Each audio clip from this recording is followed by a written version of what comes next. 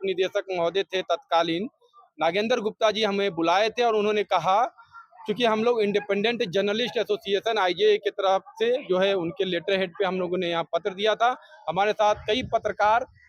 मिले भी थे डीएम साहब से, और यहाँ जो तत्कालीन मंत्री थे जनसंपर्क विभाग के संजय झा, उनसे भी हम लोग मिले थे। लेकिन उसके बावजूद भी कोई एक्शन नहीं हुआ। और आपको बता दें जी कि अभी अभी हमने 11 जुलाई को 11 जुलाई 2024 को जो है प्रेस काउंसिल ऑफ इंडिया के चेयरपर्सन से हम लोगों ने अभी मिला है, और चेयरपर्सन से जो सुप्रीम कोर्ट के रिटायर्ड जज हैं, न्यायमूर्ति हैं, उनसे मिलकर हमने उनको पत्र दिया है। और दरभंगा समेत पूरे बिहार में जो प्रेस क्लब बना, और बनने के बाद लगभग 17-18 में जब तैयार हुआ, करोड़ों रुपया का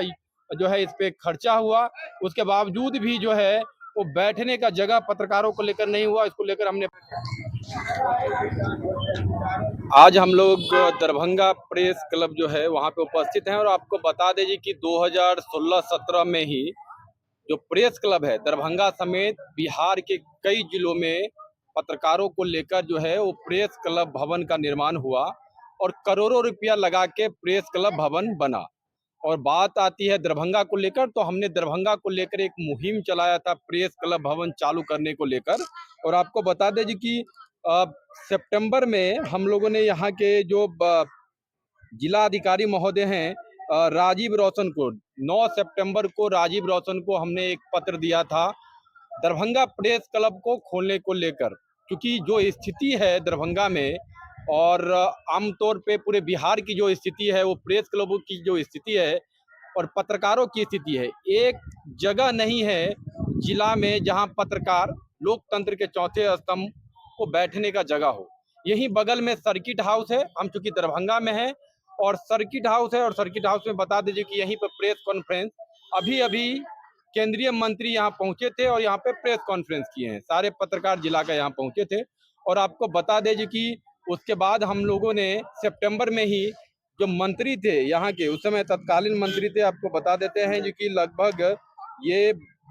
12 सितंबर को, 11 या 12 सितंबर को बिहार सरकार के तत्कालीन मंत्री संजय झा,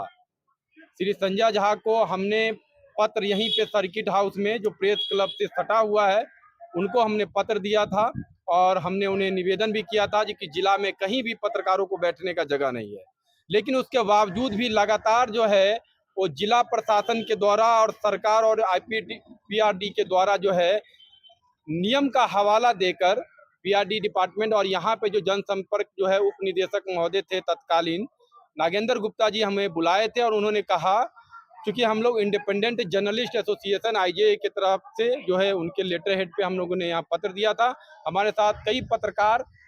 मिले भी थे डीएम साहब से, और यहाँ जो तत्कालीन मंत्री थे जनसंपर्क विभाग के संजय झा, उनसे भी हम लोग मिले थे। लेकिन उसके बावजूद भी कोई एक्शन नहीं हुआ। और आपको बता दें जी कि अभी अभी हमने 11 जुलाई को 11 जुलाई 2024 को जो है प्रेस काउंसिल ऑफ इंडिया के चेयरपर्सन से हम लोगों ने अभी मिला है, और चेयरपर्सन से जो सुप्रीम कोर्ट के रिटायर्ड जज हैं, न्यायमूर्ति हैं, उनसे मिलकर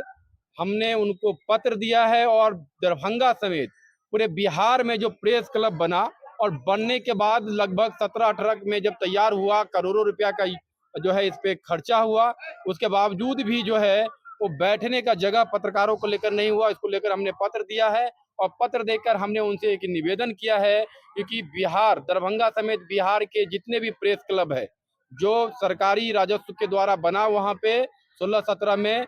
जहाँ बैठने को लेकर कोई व्यवस्था नहीं हुई, जिसको लेकर हमने उनसे निवेदन किया है जी कि बिहार सरकार को इस तरफ जो है ध्यान आकृष्ट करवाया जाए। लोकतंत्र के चौथे स्तंभ पत्रकार को लेकर जो व्यवस्था है जिला में, वो हम लोग यहाँ देखते हैं जी कि जो डीपीआरओ में 2-3 चेयर लगा रहता है, जहाँ पे पत्रकार भटकते रहते हैं जिला से दूर दूर प्रखंडों से पत्रकार यहाँ पहुँचते हैं, लेकिन यहाँ पे बैठने की कोई व्यवस्था नहीं है। काफ़ी दुर्भाग्यपूर्ण है बिहार को लेकर। वहाँ हम लोग गए थे, दिल्ली में गए थे, हमारे साथ कुछ पत्रकार भी थे। वहाँ प्रेस क्लब ऑफ इंडिया के चेयरपर्सन जो है गौतम दालिनी, उनसे भी हम लोग मिले थे, उनको भी हम लोगों ने पत्र दिखा दिया था। लेकिन वहाँ पे जो प्रेस क्लब, वहाँ की जो व्यवस्था है वो काफ़ी बेहतर व्यवस्था है। लेकिन चूंकि वो मेट्रो सिटी है, वहाँ पे देश के टॉप पत्रकार पहुँचते हैं, बड़े पत्रकार पहुँचते हैं। क्योंकि यहाँ पे जो स्थिति है, आपको बता दें जी कि इस पूरे मामले को लेकर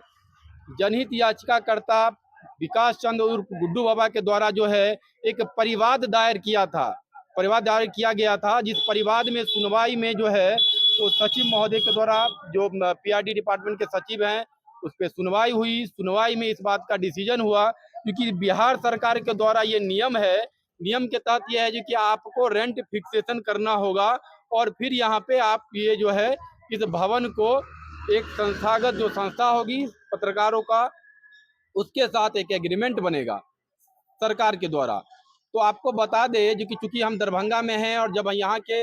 डीपीआरओ पदाधिकारी से बात किए तो उन्होंने कहा जी कि लगभग 30 से लेके 38,000 रुपए के बीच में जो मंथली रेंट है वो यहाँ इसका उन्होंने हमें आमतौर पे बताया जी कि इस तरह से ये रेंट फिक्सेशन होगा, अगर आप चाहेंगे तो आपके संगठन के नाम से हम ये कर सकते हैं। लेकिन दुर्भाग्य है, आप समझ लीजिए जी कि ये एक छोटा शहर है,